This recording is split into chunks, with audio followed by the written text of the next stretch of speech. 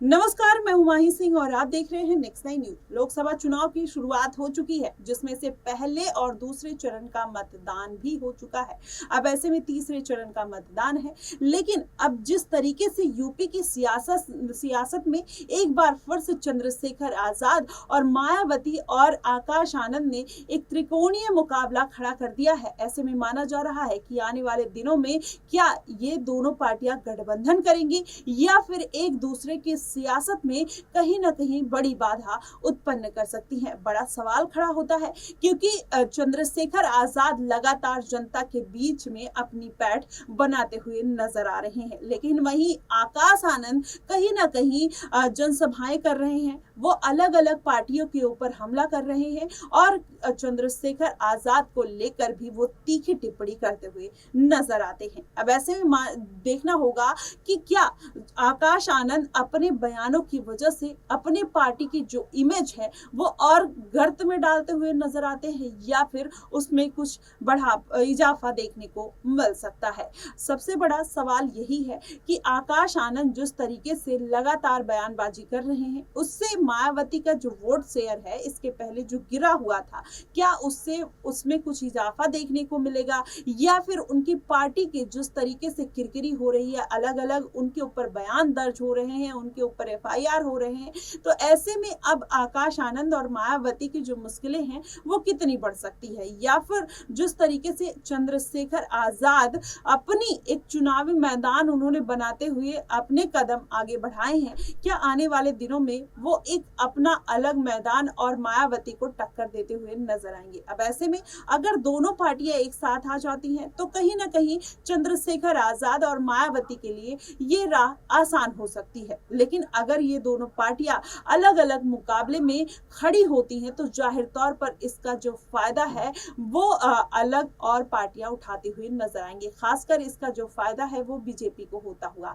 दिखाई दे रहा है, लेकिन चंद्रशेखर आजाद लगातार मायावती को लेकर अपना एक सॉफ्ट रुख है वो अपनाते हुए नजर आते हैं, लेकिन वहीं आकाश आनंद है वो चंद्रशेखर आजाद को लेकर कहते हैं कि कौन है चंद्रशेखर आजाद, मैं नहीं जानता हूं, कौन है जिसने आज तक एक पंचायत का चुनाव नहीं जीता है, ऐसे लोग सड़क छाप लोगों की मैं बात नहीं करता। अब ऐसे में चंद्रशेखर आजाद की जिस तरीके से पूरी इमेज बनी हुई है, जनता के बीच उनका जनाधार है, वो रैलियां करते हैं, जनसभाएं करते हैं, एक बैलेंस तरीके से आंसर देते हैं। वहीं चंद्रशेखर आजाद हमेशा लोगों के लोकप्रिय बनते जा रहे हैं, लेकिन आकाश आनंद अपने बयानों की वजह से सुर्खियों में बने हुए हैं। अब ऐसे में दो युवा चेहरा सामने है, क्या दोनों का आपस में भविष्य में गठबंधन हो सकता है या नहीं? अगर नहीं होता है तो आने वाले दिनों में मायावती के लिए जाहिर तौर पर बड़ी मुसीबत खड़ी होती हुई नजर आएगी, क्योंकि आकाश आनंद जिस तरीके से हमलावर हैं, उन्होंने अखिलेश यादव के साथ अपने रिश्ते खराब कर दिए और वो कहीं ना कहीं अब बीजेपी को लेकर भी काफी आक्रामक दिखाई दे रहे हैं। पेपर लीक को लेकर उन्होंने बोला काफी कुछ, अब फिर से उन्होंने ये बयान दिया है, जिसके बाद बीजेपी को उन्होंने काफी कुछ उल्टा सीधा बोला है, जिसके बाद अब बीजेपी में एक अलग तरीके का हड़कंप मचता हुआ दिखाई दे रहा है। पहले आप ये वीडियो देखिए किस तरीके से आकाश आनंद ने हमला बोला है।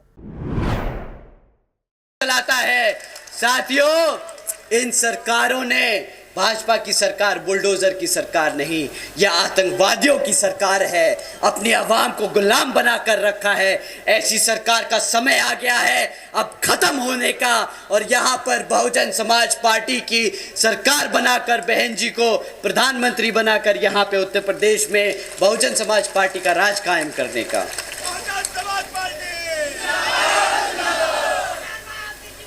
साथियों, अगर हमारी बात थोड़ी ज़्यादा छुप गई हो और इलेक्शन कमीशन को लगे कि हमें तालिबान नहीं बोलना चाहिए था या भाजपा को आतंकवादी नहीं बोलना चाहिए था, तो हम उनसे दरख्वास्त करेंगे कि यहाँ उतर के आके देखें और गांव-गांव में घूमें और पता करें कि यहाँ के जो बहन बेटियाँ हैं, जो हमारे युवा हैं, वो किस हालत में जी रहे हैं। वो खुद समझ जाएंगे कि जो हमने कहा वो गलत नहीं, वो सत्य है, वो सच है, वो हमारी आवाम आज जी रही है। साथियों, रोजगार पर एक और टिप्पणी करी थी आदरणीय प्रधानमंत्री जी ने। उन्होंने कहा था कि भाई सरकारी नौकरियां नहीं है तो क्या हुआ, सरकारी नौकरियां नहीं है तो क्या हुआ, भाई पकोड़े तो तल रहा है ना, वो भी तो रोजगार है। अब आप ही बताइए, इतनी पढ़ाई लिखाई कराकर अपने बच्चे को आप पकोड़ा तलवाएंगे क्या? बहुजन समाज पढ़ा लिखा समाज है, वो पकोड़े तलने के लिए नहीं पैदा हुआ है। वो यहाँ अपने भारत की संविधान के आधार पर चलकर अपने भारत को आगे बढ़ाने का काम करेगा। बहुजन समाज पहला समाज लटकाए, इतनी तेज धूप में आप हमें यहाँ सुनने आए हैं।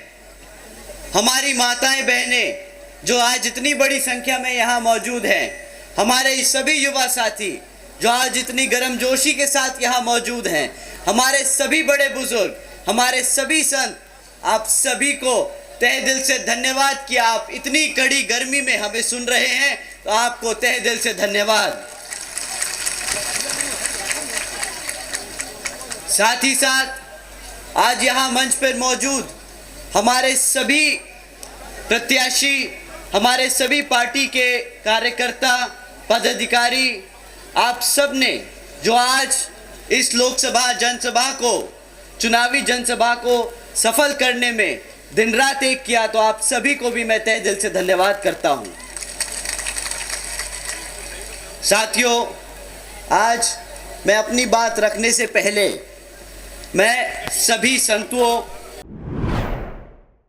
तो देखा आपने किस तरीके से आकाश आनंद लगातार बीजेपी हो चाहे अन्य तमाम पार्टियां हो, सब पर हमलावर दिखाई दे रहे हैं। लेकिन वही मायावती अपनी एक जो सियासी जमीन पहले की उनकी बनी हुई है उसको वो मेंटेन करने में लगी हुई हैं। लेकिन इसमें अगर इनकी पार्टी के लिए कोई बेहतर हो सकता है, बेहतर विकल्प हो सकता है, तो वो थी अखिलेश यादव की पार्टी। लेकिन उन्होंने उनसे गठबंधन तोड़ दिया। 2019 में इन्होंने गठबंधन किया, मायावती ने अखिलेश यादव से वो ज्यादा सीटें लेकर आई, लेकिन कहीं ना कहीं उनकी जो सियासी जमीन है वो तब बिखर गई जब अखिलेश यादव के साथ उनका गठबंधन टूट गया। अब ऐसे में फिर से उन्होंने, उनके जो भतीजे हैं आकाश आनंद, वो सबसे दुश्मनी मोल लेते हुए नजर आ रहे हैं। और अकेले चलने का जो ऐलान है अब कितना सटीक बैठता है ये आने वाले दिनों में पता चलेगा। लेकिन अब देखना होगा कि अखिलेश यादव और मायावती का जो गठबंधन टूटा उसके बाद अब बनने के कोई आसार भी नहीं दिखाई दे रहे हैं। लेकिन एक आसार बनता है चंद्रशेखर आजाद के साथ